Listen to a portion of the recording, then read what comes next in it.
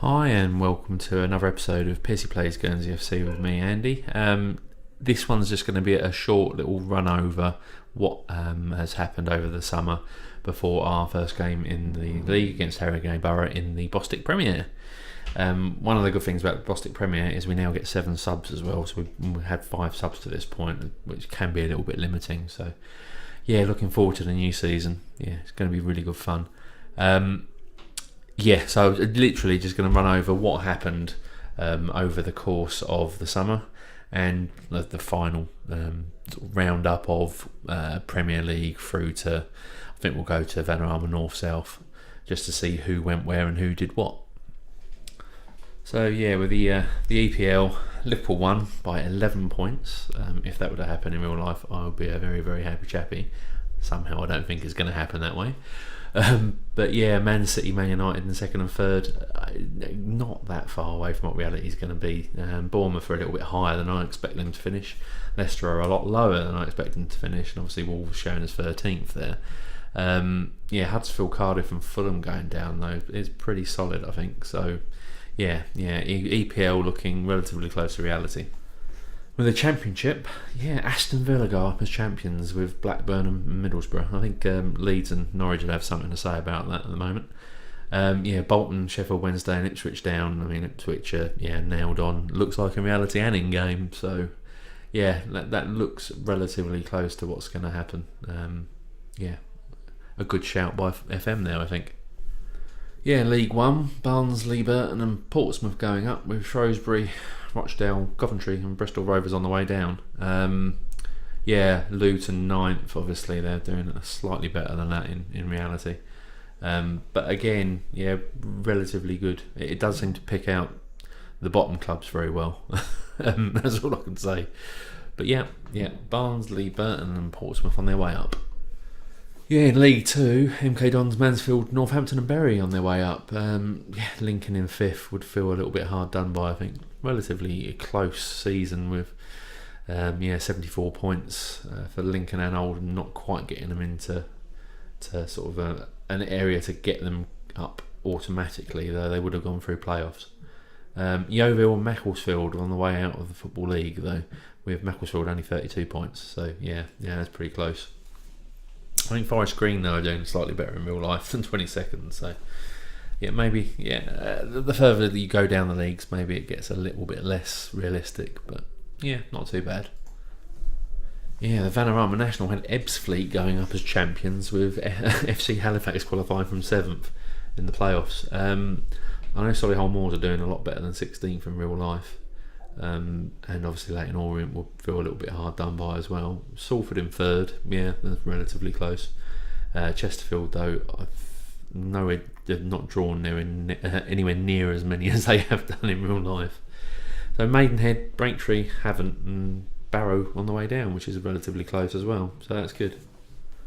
In the Vanarama North, you've got York and Blythe Spartans on their way up with Southport, Curzon Ashton and Boston United on the way down.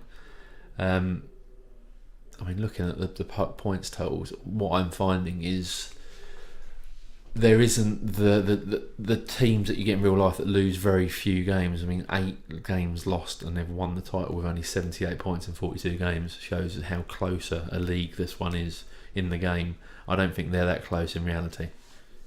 And in the Vanarama South, Torquay go up with Dulwich Hamlet. Billericay in 2nd. I think Billericay will be a lot closer to 2nd in real life if they hadn't had that little sort of 2-month blip with all the messing about with managers and chairman and whatnot.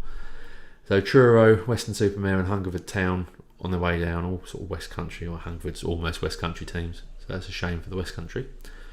But all in all, looks pretty good. So the league we're in this season, Mersham went up.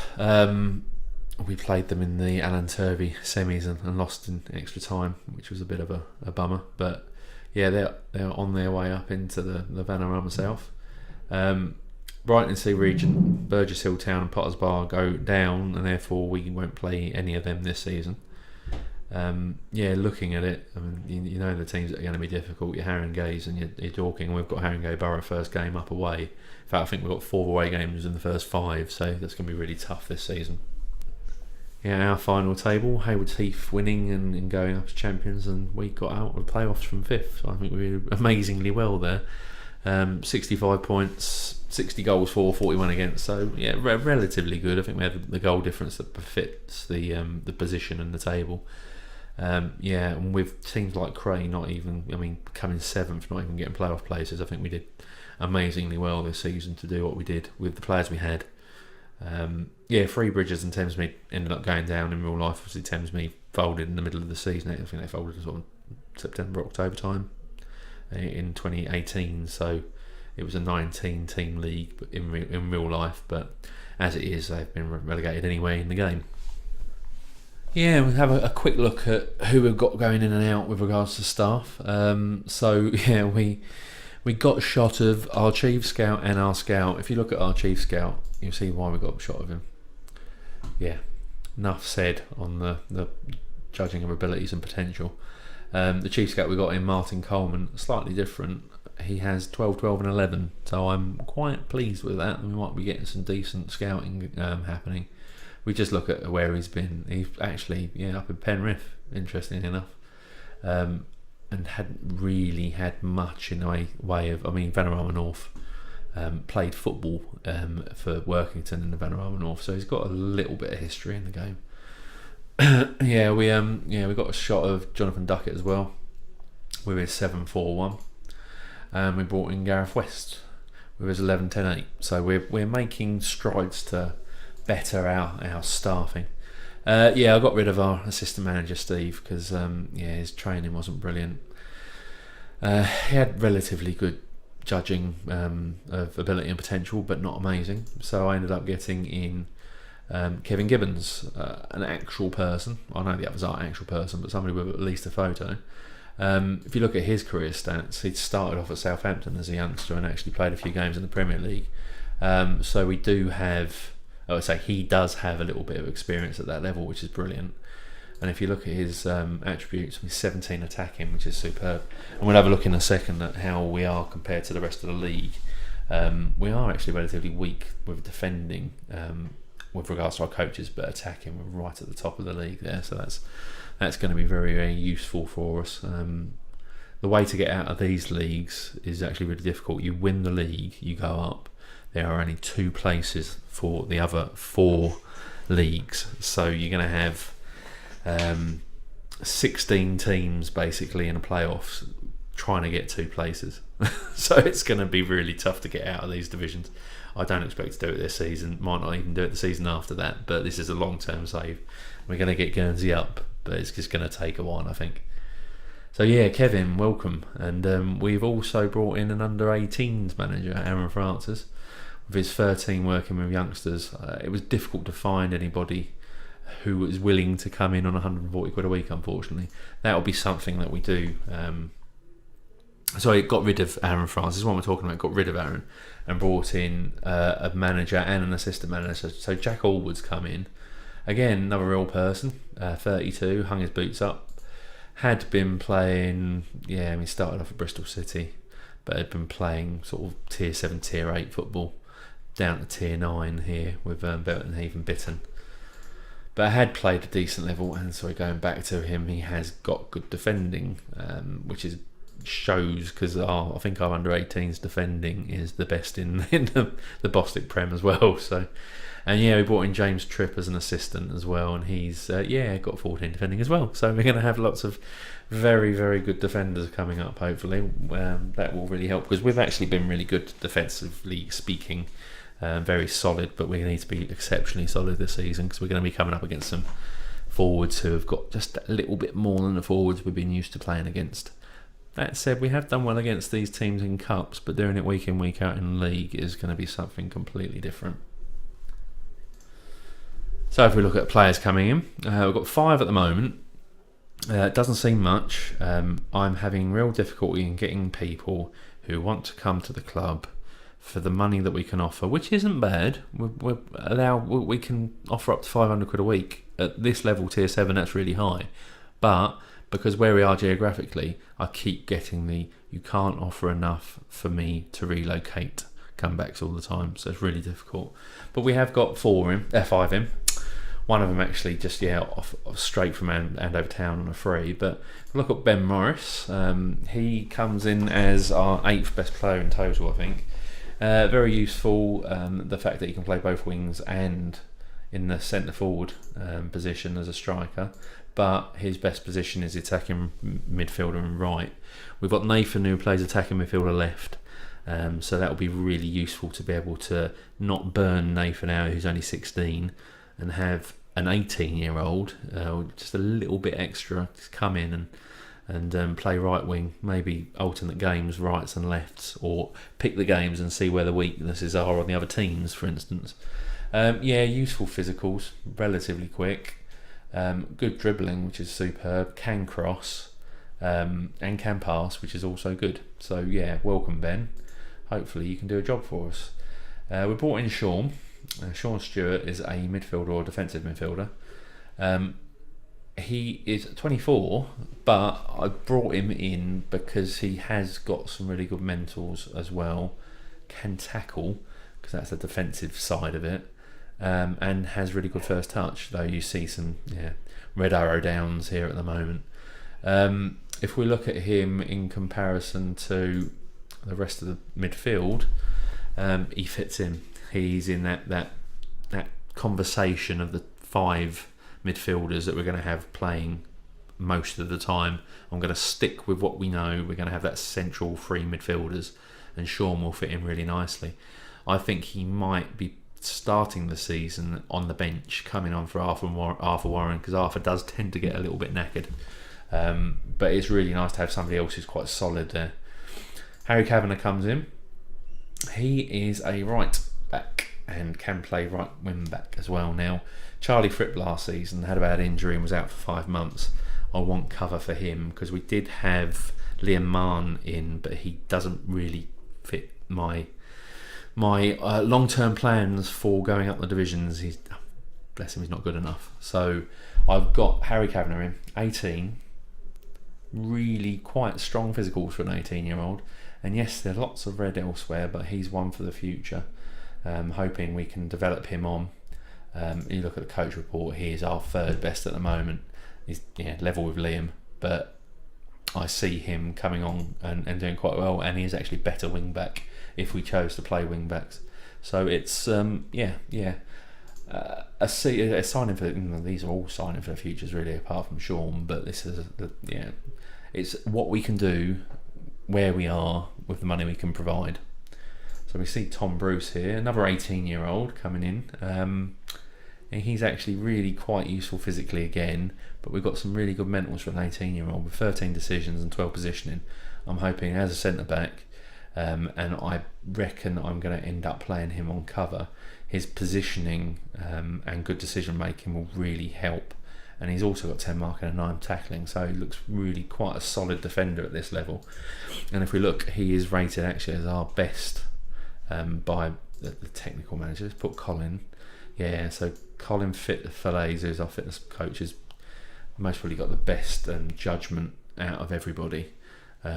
Rates him as our best defender. And if we have a look at Kevin, what our assistant manager says, exactly the same. So we have brought in an 18-year-old who's ranked as our best defender. So that's definitely one for the future, and one that can really stride on up the leagues, maybe as far as say the Vanarama, which would be superb. And then Will Richards, another forward who can play behind. Again, 20 years old, slightly older, good heading, good finishing, very good acceleration, but only 8 pace, which is quite interesting. So he can start the run very, very fast, but the actual top pace is not that brilliant, unfortunately. Only 167 centimetres tall as well, so he's quite short. But if we look at his coach report, 4th, so he's a solid cover for our best 3, Frank, Robbie and Joe.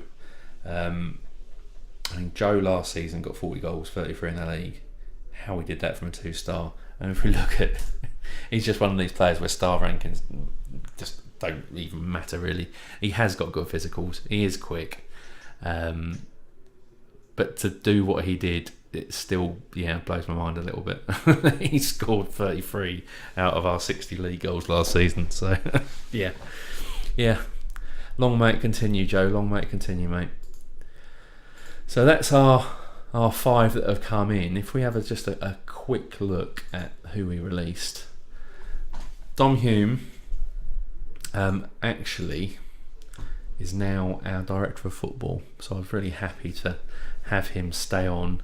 Yes, he's not brilliant at judgment, but he's part of the club and has been for a long time. So yeah, I was really happy to keep Dom at the club.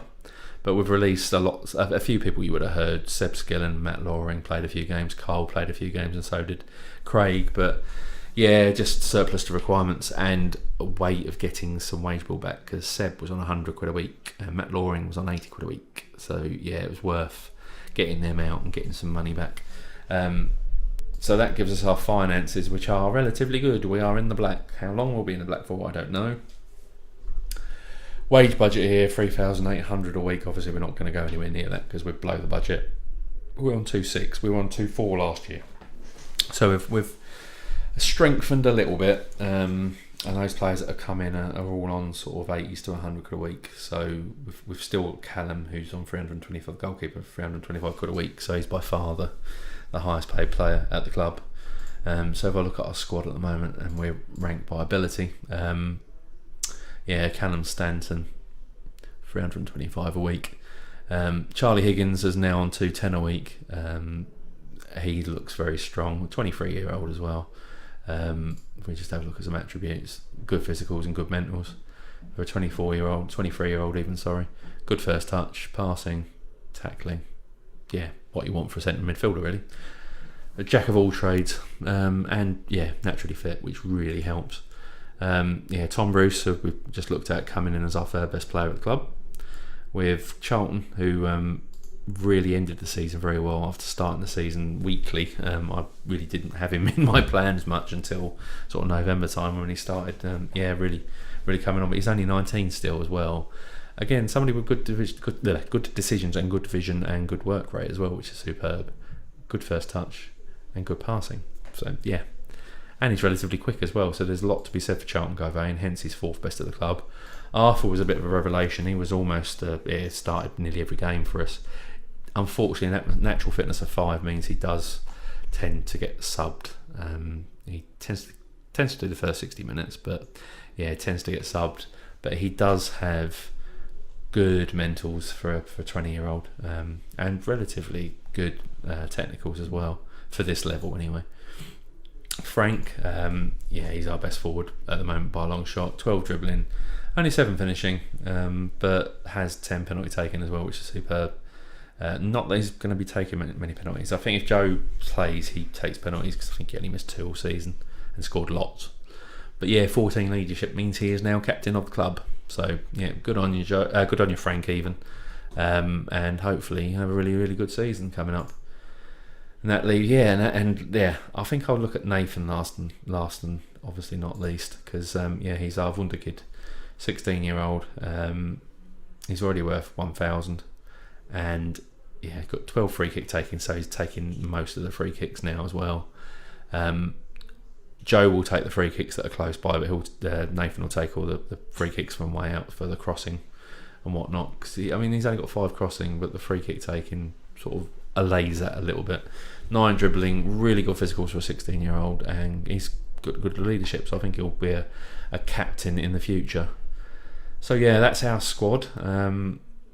Looking good. Obviously I'm going to be getting some more people in,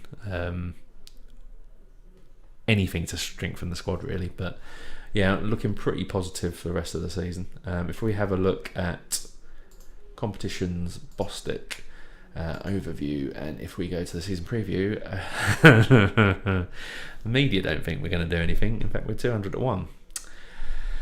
And Haywoods, who came up with us, are 21st. It's funny that Malden and Tiptree, they seem to have a really good, useful squad there, are 13th, but it's going to be tough. It's going to be really tough to do anything in this league. We are battling to stay up, is where we've got the board here. So summarise, where does it say it? I need confidence. I think it's no. I can't. Basically, we're gonna really strive to stay up, and that's enough for everybody. I think we could mid-table it. I really do think we could mid-table it. We've got a little bit of strength now in depth, which makes me think. I mean, we've done this in the cup games last season against the best in the league. I mean, Mersham went up, and yeah, we lost in extra time, but it was still pretty tight. So yeah, really looking forward to this season. Hope you guys are too. I will be coming back in the next episode for Haringey Borough. We have an FA Cup preliminary round game against Sutton Coldfield of the league, a league below a tier. They're a tier 8 league team. What did they do last season? Can we look? Can we see? Sutton Coldfield finished 9th in their league last season, so yeah, pretty solid. But hopefully a game we can win. But yeah, these 4 away games in a row with Sutton Coldfield being the last of them, not in a row, 4 out of 5, will be a really tough test to start. So yeah, looking forward to the season.